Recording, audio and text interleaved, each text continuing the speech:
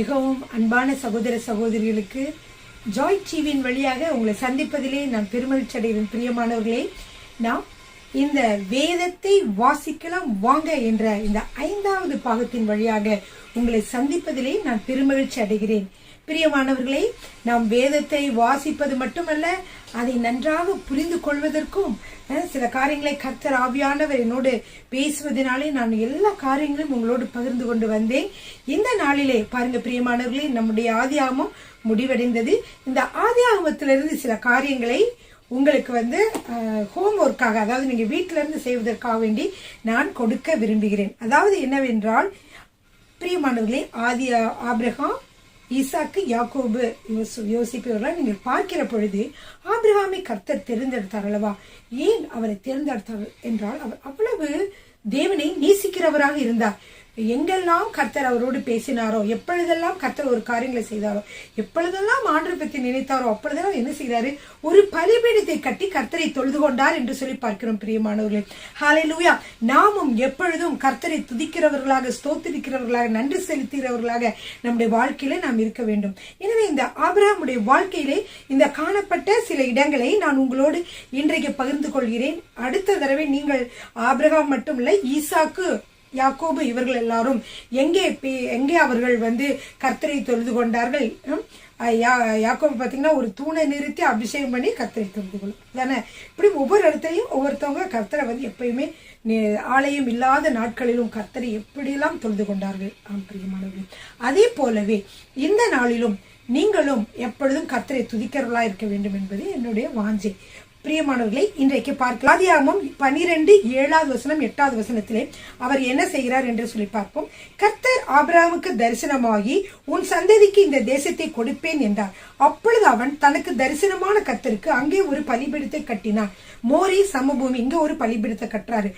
ஆதியாகமம் 12:8 பாத்தீங்கன்னா, பிறகு அந்த இடத்தை விட்டு அவன் பெயர்ந்து போய் பெத்தேலுக்கு கிழக்கே இருக்கும் மலைக்கு போய் பெத்தேல் தனக்கு மேற்காகவும் ஆயி கிழக்காகவும் இருக்க கூடாரம் போட்டு அங்கே கர்த்தருக்கு ஒரு பலிபீடத்தை கட்டி கர்த்தருடைய நாமத்தை தொழுது கொண்டான் என்று சொல்லி பார்க்கிறோம். அடுத்ததாக ஆதியாகமம் 13:18 மம்ரேயின் சமபூமியில் கர்த்தருக்கு ஒரு பலிபீடத்தை கட்டினான் என்று சொல்லி பார்க்கிறோம்.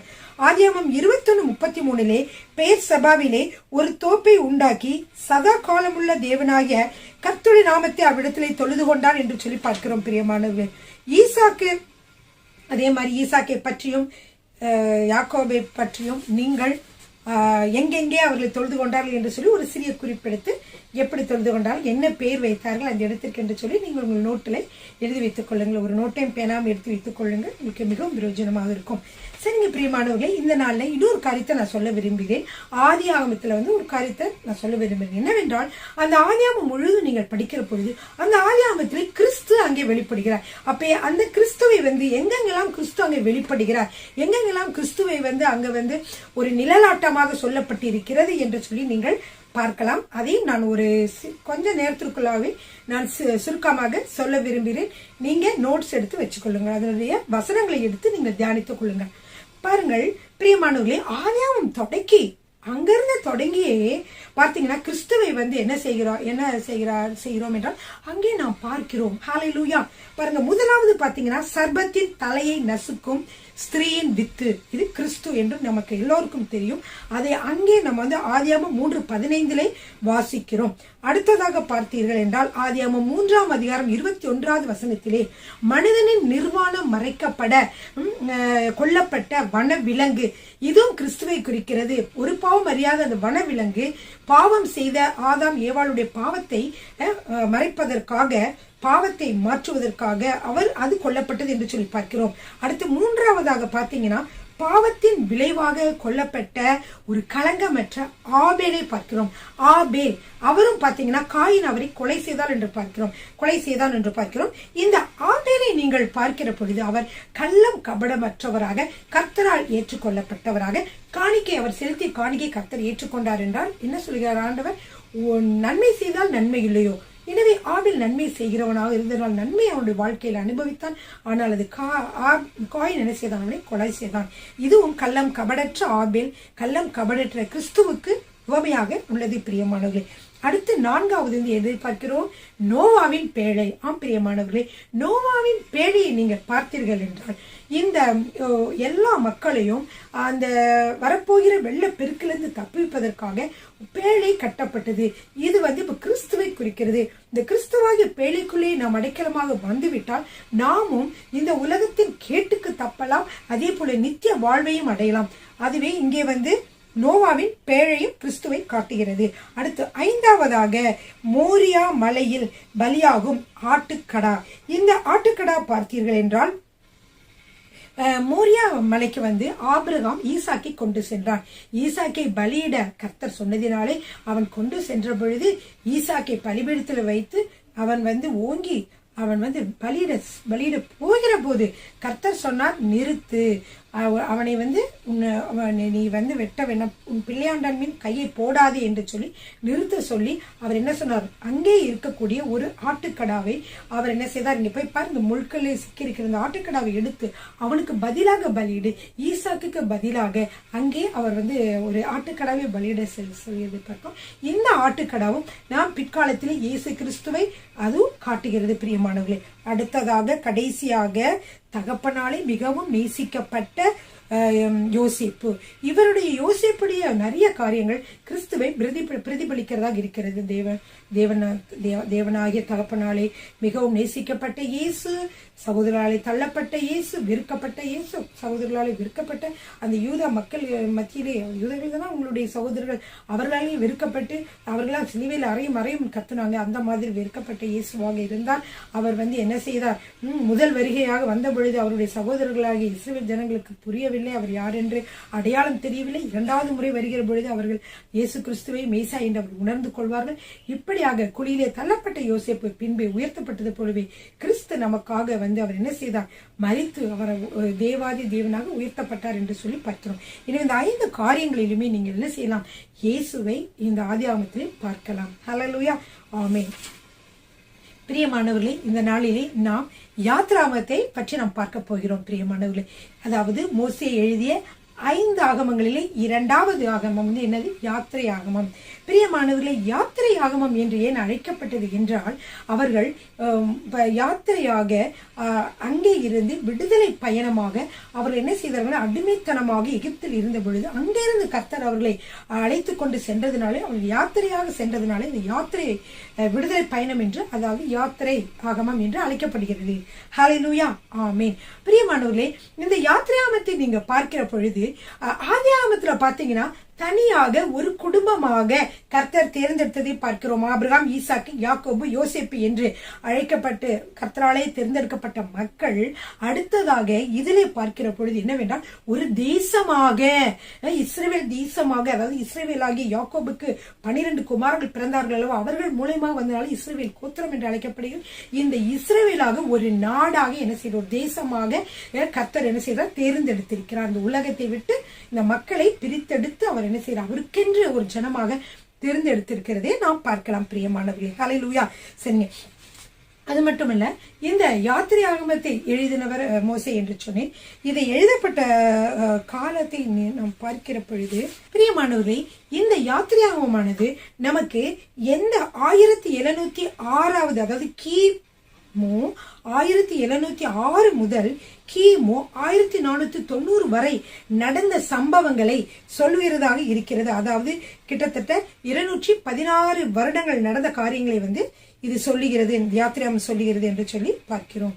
அது மட்டுமல்ல, இங்கே ஒரு அடிமைத்தனத்திலே விக்கிரகங்களை வழிபட்டு கொண்டிருக்கிற ஒரு இடத்திலே இருந்த இந்த இஸ்ரவேல் ஜனங்கள் எப்படி தேவாதி தேவனை, தேவனுடைய பிரசன்னத்திலே ஆராதனை செய்கிற மக்களாக மாறினார்கள் என்று சொல்லி இந்த யாத்திராமத்திலே முதலிருந்து கடைசி வரைக்கும் நாம பார்க்கலாம். ஹல்லேலூயா.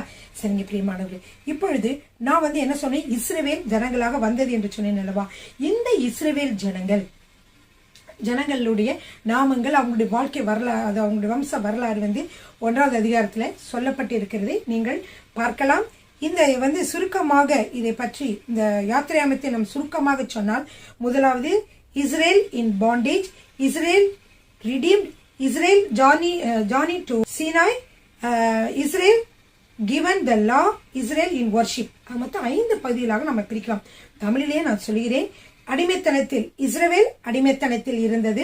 அடுத்து இஸ்ரவேல் மீட்கப்படுதல், இஸ்ரவேல் எகிப்திலிருந்து சீனாய் மலைக்கு பயணம் செய்கிறது, அடுத்து இஸ்ரவேல் உடன்படிக்கை பெற்றுக்கொள்வது, இஸ்ரவேல் ஆராதனையில் இஸ்ரவேல். சரி, இப்ப இந்த 5ஐயும், அதாவது யாத்திராமத்தின் 5 பகுதிகளாக நீங்கள் ஞாபகம் செய்து கொள்வதற்காக பிரித்துக் கொள்ளலாம். சொல்லுகிறேன்னா திரும்பமாக சொல்றேன். இஸ்ரவேல் அடிமைத்தனத்தில், இஸ்ரவேல் அடிமைத்தனத்தில் எங்க சொல்லப்பட்டிருக்குது? அதிகாரம் 1, 2. அடுத்தது இஸ்ரவேல் மீட்கப்படுதல், இது 3வது அதிகாரம் முதல் 15வது அதிகாரம் வரைக்கும். அடுத்து இஸ்ரேல் எகிப்து தேசத்திலிருந்து சீனாய் மலை வரைக்கும் பயணம் செய்கிறது அதிகாரம் 15லிருந்து 19வது அதிகாரம் வரைக்கும் நீங்கள் பார்க்கலாம். அடுத்ததாக அவர்களுக்கு 10 கட்டளைகள் கொடுக்கப்படுகிறது, உடன்படிக்கை பெற்றுக் கொள்கிறார்கள். இது அதிகாரம் 20 முதல் அதிகாரம் 33 வரைக்கும் நீங்கள் வாசிக்கலாம். அடுத்ததாக இஸ்ரவேல் வர்ஷிப், ஆசரிப்பு கூடாரம் கட்டுவாங்க, கர்த்தரை ஆராதனை செய்வார்கள். அதாவது இஸ்ரவேல் ஆராதனையில் பாதிய காரியங்கள் எங்க இருக்குன்னா அதிகாரம் 24 முதல் அதிகாரம் 40 வரைக்கும் காணலாம். பிரியமானவர்கள், இந்த யாத்திரையாகவும் 40 அதிகாரங்களை உடையது. எனவே நீங்கள் அழகாக இதை நீங்க படித்துக் கொள்ளலாம். படிப்பது மட்டுமல்ல, நன்றாக புரிந்து கொண்டு நோட்ஸ் எடுத்து நீங்க என்ன செய்யலாம், அதை தியானிக்கலாம். ஹல்லேலூயா, ஆமென். பிரியமானவர்களே, இப்போ நான் என்ன சொன்னேன்னா, முதலாவது என்ன சொன்னா, அடிமைத்தனத்தில் இஸ்ரவேல். அந்த அடிமைத்தனத்தில் இஸ்ரவேல் என்ற முதல் பகுதியை நம்ம என்ன செய்ய போறோம், இப்பொழுது பார்க்க போகிறோம். அடிமைத்தனத்தில் இஸ்ரவேல் நீங்க என்னென்ன பார்க்கலாம்னா, இஸ்ரவேலுடைய அடிமைத்தனம் அதிகாரம் 1ல பார்க்கலாம் எப்படி இருந்தார்கள் என்று.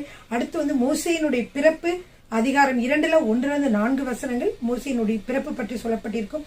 அப்புறம் மோசே பார்வோனின் குமாரத்தினாலே தத்தெடுக்கப்பட்டால், அது 2வது அதிகாரத்திலிருந்து 5 to 2வது அதிகாரத்துல 5வது வசனத்திலிருந்து 10வது வசனம் வரைக்கும். அடுத்து மோசேயினுடைய ஆர்வம், அவன் தானா ஆர்வமாக செய்யலாம்னு நினைப்பான், விடுதலை பண்ணலாம் மக்களை நினைப்பான். அது 2ஆம் அதிகாரத்தில் 11-14 வரைக்கும். அப்புறம் மோசே ஓடி போகிறான், அது 2ஆம் அதிகாரத்தில் 15வது வசனம். மோசையின் திருமணம் 2ஆம் அதிகாரத்தில் 16-22 வரைக்கும். 1ஆம் அதிகாரம் 2வது அதிகாரம் 2 அதிகாரங்களிலே, அதாவது இஸ்ரவேல் அடிமைத்தனத்தில் இருக்கக்கூடிய அந்த இஸ்ரவேலை பற்றி நாம் தெரிந்து கொள்கிறோம். பிரியமானவர்களே, அவங்க அடிமைத்தனத்துல இருந்தாங்க. அதாவது எப்படி அடிமைத்தனத்துல இருந்தாங்கன்னு சொல்றேன். யோசேப்பு ஒரு பெரிய அதிகாரியாக எகிப்திலே உயர்த்தப்பட்டது உங்களுக்கு தெரியும். அப்பொழுது அங்கு ஆண்டு கொண்டிருந்த அரசர் என்ன சொன்னார் என்றால், உன்னுடைய எல்லா மக்களையும், உன்னுடைய அப்பா அம்மா எல்லாரையும் கூட்டிக் கொண்டு, சகோதரர்களெல்லாம் கூட்டிக் கொண்டு என்ன செய்ய, இந்த கோசின் என்ற ஒரு தேசத்தை, உன்னை நாட்டை குடிக்க, அதிலே குடியிருங்கள், இந்த பஞ்சம் முடிவதற்கு நீங்க இருந்து பூசியுங்கள் என்று சொன்னார். அவங்க அங்கேயே இருந்துட்டாங்க. அங்கே இருப்பதற்கு அதிகாரம் கொடுத்திருந்தார். ஏனென்றால் இந்த உலகத்தை முழுவதையும் மட்டுமல்ல, அந்த எகிப்தையும் காப்பாற்றினார் யோசேப்பு. எனவேதான் அந்த அரசர் அவங்களுக்கு என்று கோசேன் என்ற ஒரு தனி நாட்டை கொடுத்திருந்தார். இந்த 12 கோத்திரமான மக்களும் யாக்கோபு இந்த 12 மக்களும் என்ன செய்தார்கள், அங்கேதான் இருந்தார்கள். அப்படியே என்ன செய்தார்கள், கொஞ்சம் கொஞ்சமாக பெருகினார்கள் என்று சொல்லி பார்க்கிறோம். பிரியமானவர்கள், 20 லட்சமாக பெருகினார்கள். கிட்டத்தட்ட 70-71 பேராக முதல் இருந்த மக்கள், அங்கிருந்து வந்த மக்கள் இப்பொழுது எகிப்து தேசத்திலே ஒரு 40 லட்சம் மக்களாக அங்கே பெறுகிறதை நாம் பார்க்கிறோம். இப்போ பாத்தீங்கன்னா, இப்படிப்பட்ட சூழ்நிலையில இருந்த பொழுது கொஞ்ச நாள் ஆச்சு. அப்புறம் அடுத்த குழந்தைகள் பிறந்தாங்க. அப்புறம் அடுத்த பரம்பரை இப்படியே பரம்பரையில் ஒரு 100-200 இயர்ஸ்க்குள்ள என்ன ஆச்சு, வந்து கொண்டே இருக்கிற பொழுது புதிய புதிய அரசர்கள் வந்தாங்க. அப்போ ஒரு புதிய அரசர் வந்த பொழுது அவருக்கு இவங்களை பத்தி தெரியாதனால, அதாவது முக்கியமானது ஒரு காரியத்தை உங்களுக்கு சொல்ல வேண்டும்.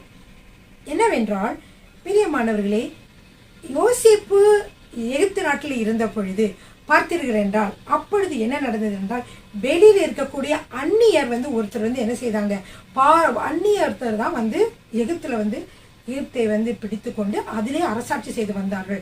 அவர்கள் வருகிற பொழுது இந்த எகிப்து மக்களையும் அவர்கள் மிகவும் கொடுமையாக நடத்தினார்கள். அந்த காலத்திலேயே இவர் வந்திருக்க பொழுது அவர் அந்நியரான யோசேப்பையும் என்ன செய்தார், அவர் ஆதரித்தார், அவரை உயர்த்தினார் என்று சொல்லி பார்க்கிறோம்.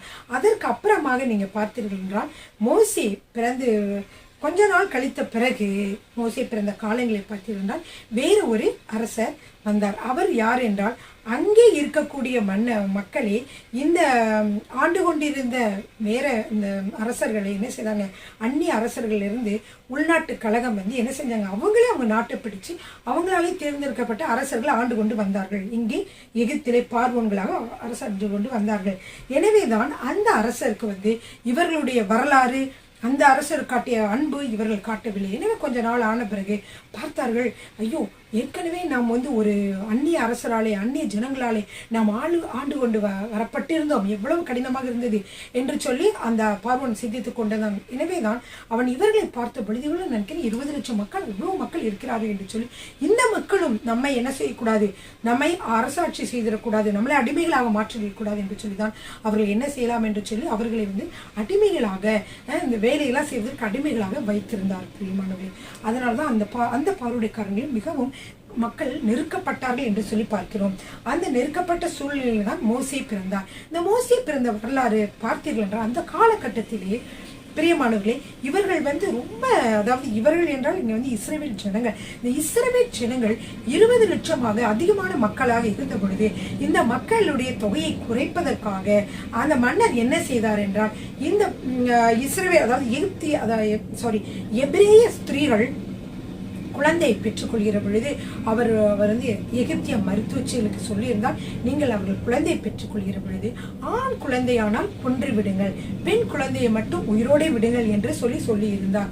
ஆனால் அந்த எகிப்திய மருத்துவச்சிகள் கர்த்தருக்கு பயந்ததினாலே அவர்கள் என்ன செய்தார்கள் என்றால் அப்படியே என்ன செய்தார்கள், விட்டு விட்டார்கள். அப்படி விட்டு விடுகிற பொழுது அரசர் கேட்டார், ஏன் ஆண் குழந்தைலாம் பிறந்தாங்க? அப்போ இவங்க சொன்னாங்க, அந்த எபிரேய ஸ்திரீகள் அதாவது இஸ்ரவேல் ஜனங்கள் எப்படி இருக்கிறாங்கன்னா ரொம்ப ஸ்ட்ராங்கான லேடிஸாக இருக்கிறாங்க. அதனால நாங்கள் போய் மருத்துவச்சில் போகிறதுக்கு முன்னாடியே அவங்க குழந்தைய பெற்றுறாங்க. அதனால நாங்கள் அதுக்கப்புறம் என்ன செய்ய முடியல, குழந்தைய கொல்ல முடியவில்லை என்று சொல்லிவிட்டார்கள். அப்பொழுது அந்த அரசர் சொல்லுகிறார், அப்படி என்றால் அடுத்த ஆண் குழந்தைகள் பிறந்தார், அவர்களை என்ன செய்யுங்க, நதியில தூக்கி போட சொல்லுங்க அப்படின்னு ஒரு கட்டளை பிறப்பிக்கப்படுகிறது பிரியமானவர்களே. அந்த சூழ்நிலையில் தான் இந்த மோசே பிறக்கிறார். மோசேயினுடைய தாயார் ஒளித்து வைத்திருந்தார். அந்த குழந்தையை ஒரு 2 மாதம் 3 மாதங்களுக்கு மேல் ஒளித்து வைக்க முடியவில்லை. எனவேதான் இந்த நைல் நதியில என்ன செய்கிறார், அங்கே அழகாக அந்த குழந்தை ஒரு நல்ல ஒரு பேஸ்கெட், அதாவது ஒரு நல்ல ஒரு கூடையிலே அவளை பத்திரமாக வைத்து என்ன செய்தாங்க, அதை கொண்டு போய் அந்த நதிக்கரை ஓரத்தில் வைத்து விட்டு அவளுடைய அதாவது அந்த தன்னுடைய மூத்த புதல்வியையும் அனுப்பி, அவள் பேர் மிரியாம், அவளையும் போய் நீ அங்கே பார்த்து கொண்டிரு, அந்த குழந்தை என்ன ஆகிறது என்று சொல்லி நீ பார் என்று சொல்லி அனுப்பி வைத்தார்கள். அப்படிப்பட்ட நேரத்திலே பார்வோனுடைய குமாரத்தை என்ன செய்தார்கள் என்றால் அங்கே ஸ்நானம் பண்ண வந்த பொழுது ஒரு பெட்டி, இங்கே ஒரு பெட்டி இருக்கிறது என்று சொல்லி பார்த்த பொழுது அதில் ஒரு அழகிய குழந்தை இருந்தது. இது மிகவும் அழகாக இருக்கிறது என்று சொல்லி அது நதியிலே போட மனது இல்லாமல் அது என்ன செய்து கொண்டால் அவள் எடுத்து அதை வளர்த்தாள். எனவேதான் மோசே என்றால் நதியிலிருந்து பெறப்பட்டவன், ஜலத்திலிருந்து எடுக்கப்பட்டவன் என்று அர்த்தம் பிரியமானவர்கள். அவள் மோசே என்று பெயர் வைத்தாள். அது மட்டுமல்ல அந்த குழந்தையை அவள் எடுத்து வளர்த்தாள். வளர்க்கிற பொழுது அந்த சகோதரி, அங்கே பார்த்து கொண்டிருந்த அந்த மோசையினுடைய சகோதரி அக்கா என்ன சொல்வாங்கன்னா, நான் போய் இதுக்கு பால் கொடுத்து வளர்க்கறதுக்கு ஒரு தாதியை கூட்டிட்டு வரவா, எபிரேய ஸ்திரீல ஒரு தாதியை கூட்டிட்டு வருவான், ஓகே நீ போய் கூட்டிட்டு வான்னு சொன்ன பொழுது அவன் என்ன செய்தாங்க, அந்த மோசையினுடைய தாயாரையே கொண்டுட்டு வந்தாங்க. இப்போ மோசையினுடைய தாயாரை பாலூட்டி வளர்த்தால் மேபி அவள் சொல்லியிருப்பா, இந்த மாதிரி நம்மளுடைய அடிமைத்தனத்தில் நம்ம இருக்கிறோம் என்று பல காரியங்களை சொல்லி கொடுத்திருப்பாள். இவனும் மோசையும் அந்த பார்வோனுடைய குமாரத்தினுடைய அரண்மனையிலே தான் அவர் வளர்க்கப்பட்டார். பலவிதமான வில் வித்தைகள் மற்றும் ஞானத்தை கொடுக்கக்கூடிய காரியங்கள் எல்லாவற்றையும் அவர் கற்றுக்கொண்டார் பிரியமானவர்கள். அப்படிப்பட்ட ஒரு மோசையாக அவர் வளர்ந்தார். அடுத்தது பார்த்தீங்கன்னா மோசே என்ன செய்தாலும் 2ஆம் அதிகாரத்தில் பார்க்கிற பொழுது அவருக்கு புரிந்து விட்டது, எபிரேயர்கள் நம்மை சேர்ந்தவர்கள், அவர் எபிரேயர் குலத்திலும் தான் நான் வந்திருக்கிறேன் என்று சொல்லி அவருக்கு புரிந்து விட்டது. எனவே ஒரே நாள் எகிப்தியனோடு அந்த எபிரேயனுக்கும் ஒரு எகிப்தியனுக்கும் சண்டை வந்த பொழுது என்ன செய்தார் என்றால் இந்த மோசே போய் அந்த எகிப்தியனை கொன்று போட்டு அந்த பாசம், நம்முடைய நம்ம சகோதரர் ஒடுக்கப்படுகிற பாசத்தின் மீதினாலே அவர் செய்து விட்டார் பிரியமானவர்கள். அடுத்ததாக பார்த்தீர்கள் என்றால் இன்னொரு முறை என்ன செய்தார்கள், எபிரேய சகோதரர்களே அவர்களுக்குள்ளே சண்டை போட்டுக் கொண்டார்கள். இங்கே எபிரேயர் குலம், இஸ்ரவேல் ஜனங்கள். புரியுதுங்களா? அப்ப அந்த எபிரேய குலத்துல சேர்ந்த மக்கள் தான் இவர்கள் எல்லாருமே அனைவருமே. ஸோ இவங்க 2 பேரும் சண்டை போட்டு கொண்டு இருக்க பொழுது இவன் போய் மோசே போய் சொல்வாரு, ஏன் நீங்க 2 பேரும் வந்து சண்டை போட்டுக்கிறீங்க, ஒருத்தர் சண்டை போட்டுக்கிறீங்க, நீங்க 2 பேரும் சகோதரர்கள், நீங்க 2 பேரும் ஒருத்தர் சண்டை போடலாமா என்று சொல்லுகிற பொழுது அவர்கள் சொன்னார்கள், எங்களை கொண்டு போட உனக்கு அதிகாரி, எங்களை வந்து கவனிப்பதற்கு உன்னை அதிகாரியாக போட்டது யாரு, அன்றைக்கு எகிப்தினை கொன்று போட்டது போல எங்களை வந்து கொன்று போட வருகிறாய் என்று சொன்ன பொழுதுதான் அவன் நினைத்தான், ஐயோ நம்முடைய செய்த தவறு வெளிப்பட்டது, இது பார்வோன் வரைக்கும் சென்றதுனாலே பார்வோன் அவனை தேடினான். அப்பொழுதுதான் அவன் என்ன செய்தான், மோசே வந்து ஓடி போகிறதை பார்க்கிறோம். மோசே ஓடி போய் இருக்கிறத நம்ம பார்க்கிறோம். பிரியமானவர்களே, இது வந்து 2ஆம் அதிகாரம் 15வது வசனத்திலே நீங்கள் வாசிக்கலாம். பிரியமானவர்களே, இங்கே ஒரு காரியத்தை நாம் கற்றுக்கொள்கிறோம். என்னவென்றால், மோசே அவருடைய நேரம் வருவதற்கு முன்பாகவே அவர் என்ன செய்தார், நேரம் வருவதற்கு முன்பாகவே அவர் இதிலே தலையிட்டார். அதாவது மக்களை வந்து விடுதலை செய்ய வேண்டும் என்று அவருடைய ஆர்வம் என்ன செய்தது, ஆர்வத்தினாலே இப்படி செய்து விட்டார். ஆனால் பிரியமானவர்களே, நாமும் ஊழியமோ மற்ற எல்லா காரியங்களுமோ கர்த்தருடைய நேரத்திற்கு முன்பாக செய்கிற பொழுது சில சமயங்களே தோல்விகள் வரலாம். ஆனால் கர்த்தருடைய நேரத்திலே சரியாக நாம் அப்படி என்றால் என்ன, கர்த்தரை ஏற்றுக்கொண்டு அவரால் அபிஷேகம் பண்ணப்பட்டு சரியான முறையில் நாம் இருக்கிற பொழுது, ஆவியானவர் பேசுகிற குரலை கேட்டு நாம் ஊழியத்தை செய்கிற பொழுது பார்த்தீர்கள் என்றால் அது வந்து மிகவும் ஆசீர்வாதமாக இருக்கும். எனவே தான் கர்த்தருடைய நேரத்திற்காக நாம் காத்திருக்க வேண்டும். பிரியமானவர்களே, இவருடைய வாழ்க்கையிலிருந்து நாம் இதை புரிந்து கொள்கிறோம். அப்புறம் மோசேயினுடைய திருமணம் வந்து 2ஆம் அதிகாரத்திலே 16வது வசனத்திலிருந்து 22 வசனம் வரைக்கும் நீங்கள் வாசிக்கலாம். பிரியமானவர்களே, இதுல இருந்து இந்த ஃபர்ஸ்ட் என்ன சொன்னேன், அடிமைத்தனத்தில் இஸ்ரவேல். இந்த பகுதியிலிருந்து சில கருத்துக்களை நாம் பார்க்க போகிறோம். பிரியமானவர்களே, இஸ்ரவேல் மக்கள் அடிமைத்தனத்தில் இருந்தார்கள் அல்லவா? இது தீர்க்க தரிசனமாக கூறப்பட்டிருக்கிறதா? ஆம் பிரியமானவர்களே, இது தீர்க்க தரிசனமாக கூறப்பட்டிருக்கிறது. வசனம் ஆதியாகமம் 15வது அதிகாரம் 7 முதல் 16 வரை வாசிக்கலாமா? 7 முதல் 16 வரை தீர்க்க தரிசனம் சொல்லப்பட்டிருக்கிறது. ஆனால் அது முக்கியமானது மட்டும் நான் உங்களுக்கு சொல்லுகிறேன். ஆதியாகமம் 15வது அதிகாரம் 13லிருந்து 14 வரைக்கும். அப்பொழுது அவர் ஆபிரகாமை நோக்கி, உன் சந்ததியார் தங்களுடையதல்லாத அந்நிய தேசத்திலே பரதேசிகளாய் இருந்து அத்தேசத்தாரை சேவிப்பார்கள் என்றும் அவர்களால் 400 வருடம் உபத்திரப்படுவார்கள் என்றும் நீ நிச்சயமாய் அறிய கடவா என்று சொல்லுகிறார். அப்போ எவ்வளவு 400 வருடம் இவங்க வந்து உபத்திரவப்பட்டிருக்கிறாங்க. அதுக்கப்புறம் தான் என்ன செய்யறார், மோசேயை கர்த்தர் எழுப்புகிறார். என்னன்னா மக்கள் வந்து முறையிட்டு இருக்கிறதுனால தான். அதற்கப்புறம் சொல்கிறார், பின்பு மிகுந்த பொருள்களுடனே புறப்படுவார்கள். இது வந்து அவர்கள் அடிமைத்தனத்திலே 400 வருடம் இருப்பார்கள், அப்புறம் அங்கிருந்து புறப்படுவார்கள் என்று சொல்லி தீர்க்க தரிசனம் உரைக்கப்பட்டிருக்கிறது. பிரியமானவர்களே, நம்முடைய தேவன் உண்மையானவர் என்று நாம் அறிந்து கொள்ளத்தக்கதாக ஒவ்வொரு காரியங்களிலும் வெளிப்படுகிறது. பாருங்க, நம் தேவன் தான் இந்த உலகத்தை உண்டாக்கின தேவன் என்பதனாலே அவர் பின்னாடி நடக்க போகிற 400-500 வருடங்களுக்கு பின்னாடி நடக்க போற காரியங்களை அவர் முன்னாடியே முன்னுரைத்ததை நாம் பார்க்கிறோம். ஹல்லேலூயா. அடுத்ததாக பாருங்க, யாத்திரையாகமம் 2:20. இந்த அடிமைத்தன மக்களுக்கு எப்படி இருந்தது, அடிமைத்தனத்திலே மக்கள் இருந்தார்கள், அவர்களுக்கு எப்படி இருந்தது என்று சொல்லி பார்க்கிற பொழுது யாத்திராம் 2:23 வாசித்தார். இஸ்ரவேல் புத்திரர் அடிமைத்தனத்தினால் தவித்து முறையிட்டு கொண்டிருந்தார்கள். அவர்கள் அடிமைத்தனத்திலிருந்து முறையிடும் சத்தம் தேவ சந்நிதியில் எட்டியது என்று சொல்லி பார்க்கிறோம். பிரியமானவர்களே, இவர்கள் இஸ்ரவேல் மக்கள், இவர்கள் தேவனால் தெரிந்து கொள்ளப்பட்ட மக்கள். எனவே இவர்கள் இடுகிற பொழுது கர்த்தர் அதை கேட்டார். அதனால் தான் அதனோட முடிவு என்ன பார்க்கிற பொழுது ரோமர் 10வது அதிகாரம் 13, ரோமர் 10வது அதிகாரம் 13வது வசனத்திலே நாம் வாசித்தோம் என்றால், ஆதலால் கர்த்தருடைய நாமத்தை தொழுது கொள்கிற எவனும் ரட்சிக்கப்படுவான். எனவே கர்த்தருடைய நாமத்தை தொழுது கொள்கிறவர்கள் கர்த்தரை நோக்கி கூப்பிடுகிற பொழுது அவர்களுக்கு ரட்சிப்பு உண்டாகும். பிரியமானவர்களே, ஹல்லேலூயா. சரிங்க, அடுத்ததாக பாருங்க, எகிப்தில் அவர் படித்த பொழுது அவரது மக்களையும் அவரது தேவனையும் அவர் மறந்தாரா? யார்? மோசே எகிப்திலே பல காரியங்களை அவர் கற்றுக்கொண்டார். ஏனென்றால் அவர் வந்து அங்கு வந்து ஒரு பார்வோனுடைய குமாரத்துடைய வளர்ப்பு பிள்ளையாக இருந்தனால் எல்லாவற்றையும் என்ன செய்தார், அவர் வந்து கற்றார். ஆனால் அந்த நேரத்திலே அவர் வந்து மறந்து விட்டாரா? இல்லை பிரியமானவர்கள், அவர் மறக்கவே இல்லை. இதை வந்து எபிரேயர் 11வது அதிகாரத்திலே நீங்கள் வாசிக்கலாம். எபிரேயர் 11வது அதிகாரம் 24 முதல் 26 வரைக்கும். விசுவாசத்தினாலே மோசே தான் பெரியவனான பொழுது பார்வோனுடைய குமாரத்தின் மகன் என்று எனப்படுவதை வெறுத்து மகன் எண்ணப்படுவதை வெறுத்து அந்நியமான பாவ சந்தோஷங்களை அனுபவிப்பதை பார்க்கிறோம். தேவனுடைய ஜனங்களுடைய துன்பத்தை அனுபவிப்பதையே தெரிந்து கொண்டு இனிவரும் பலன் மேல் நோக்கமாயிருந்து எகிப்தில் உள்ள பொக்கிஷங்களிலும் கிறிஸ்துவ நிமித்தம் வரும் நிந்தையை அதிக பாக்கியம் என்று எண்ணினான். யாத்திரையாமம் 2வது அதிகாரம் 7 - 9 வரைக்கும் நம்ம அடுத்ததை வாசிக்கலாம். அதுல வாசிக்கலாம். இப்பொழுது சொன்னது என்ன, எபிரேயர் 11வது அதிகாரம். இதுல யாத்திராம் 2 7 - 9 வரைக்கும் சொல்லப்பட்ட காரியங்களை தான் நம்ம இங்க பார்க்கிறோம் பிரியமானவர்களே. அல்லேலூயா.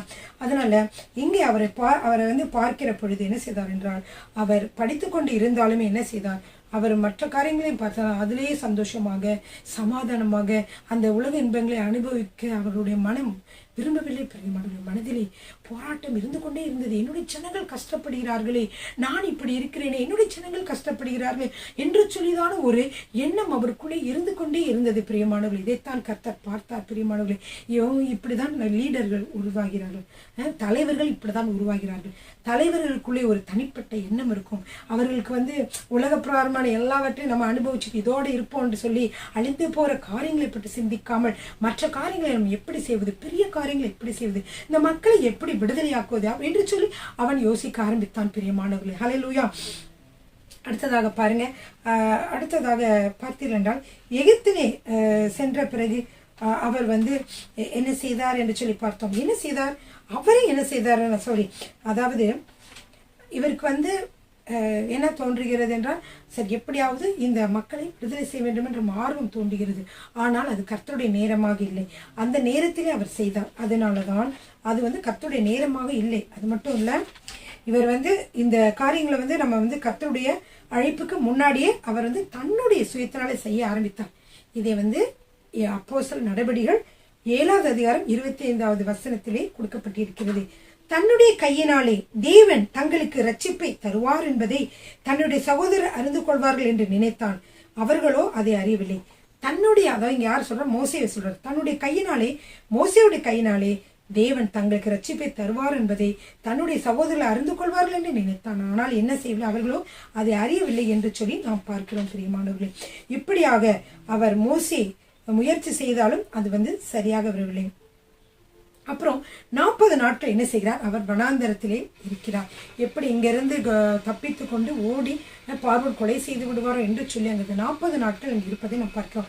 40 நாட்கள் என்ன செய்தார், அவர் எகிப்திலே 40 நாட்கள் இருந்தால் இப்போ வனாந்தரத்திலே 40 நாட்கள் இருக்கிறார். பிரியமானவர்களே, அப்படியாக அவருடைய நாட்கள் கிடைக்கிறது. அந்த 40 நாட்களிலே பார்த்தீர்கள் என்றால் கர்த்தர் அவரோடு கூட பேசுகிறார் என்று சொல்லி நம்ம பார்க்கிறோம்.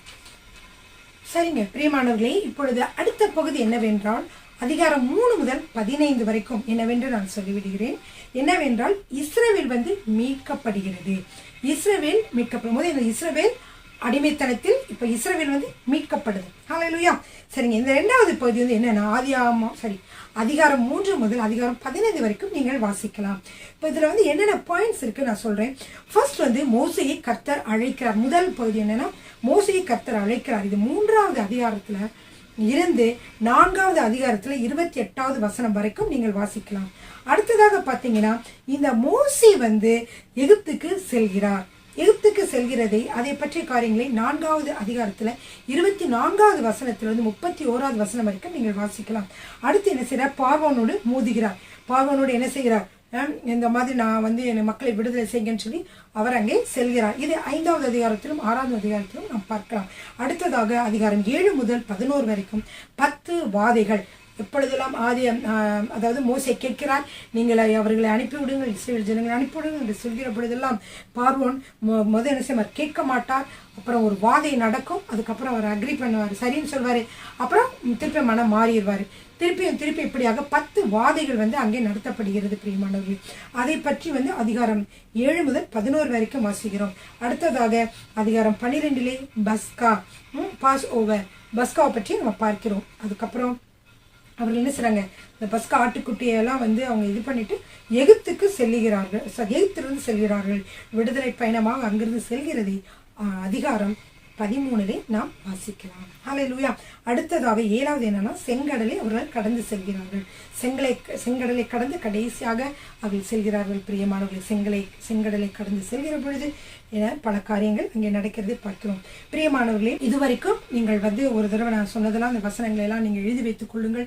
முக்கியம் அதுதான். அதை எழுதி வைத்து நீங்கள் அதை வாசிக்கிற பொழுதுதான் அது உங்களுக்கு நன்றாக புரியும். நீங்களை கதை மாதிரி வாசித்திருப்பீங்க, ஒரு சில சமயத்தில் அது புரிந்திருக்கலாம். புரியாதவர்கள் இந்த வசனங்களை நான் சொன்னது போல வாசித்துக் கொள்ளுங்கள். முதல் பகுதி என்ன சொன்னேன்? இஸ்ரவேல் அடிமைத்தனத்தில். 2வது பகுதி இஸ்ரவேல் மீட்கப்படுதல். இதைத்தான் நம்ம இப்போ நான் சொன்னேன். இதை நான் இன்னும் விரிவாக அடுத்த வீடியோவில் நான் சொல்ல போகிறேன். அடுத்ததாக இதில் பார்த்தீங்கன்னா 3வது பகுதி என்ன சொல்ல வேண்டும் என்றால், இஸ்ரவேலுடைய பயணம்.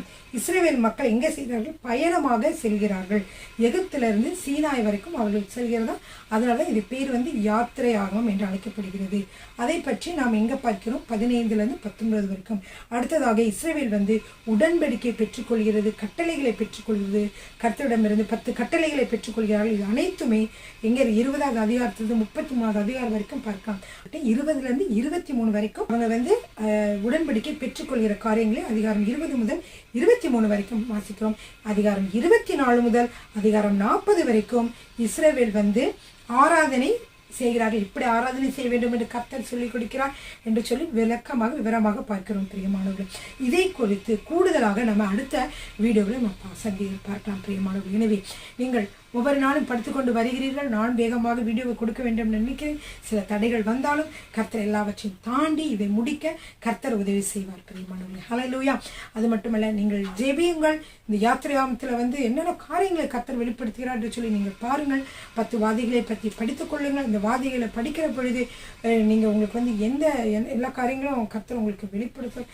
அதை முழுவதும் கற்றுக்கொள்ளுங்கள். அடுத்த காரியங்களை நீங்கள் வாசித்து இருந்தீர்கள் என்றால், அடுத்த காரியங்கள் என்றால் கர்த்தர் ஆராதனையில எப்படி நடத்துகிறார்? ஆராதனைக்கு முன்பாக அவர்களுக்கு என்ன செய்கிறார்? உடன்படிக்கை, அதாவது கட்டளைகளை கொடுக்கிறார். அந்த கட்டளைகளுக்கு அப்புறமாக ஆராதனையை எப்படி நடத்துவது, ஆசரிப்பு கூடாரத்தை எப்படி கட்டுவது, வெளிப்பிரகாரம், வெளிப்பிரகாரம், அப்புறம் என்ன இருக்கும்? பரிசுத்த ஸ்தலம் இருக்கும். அதுக்கப்புறம் மகா பரிசுத்த ஸ்தலம். இது எல்லாவற்றையும் நம்ம அடுத்த வீடியோவில் நம்ம பார்க்கலாம். கர்த்தர் உங்களை ஆசீர்வதிப்பாராக. பிரியமானவர்களே, ஆமென்.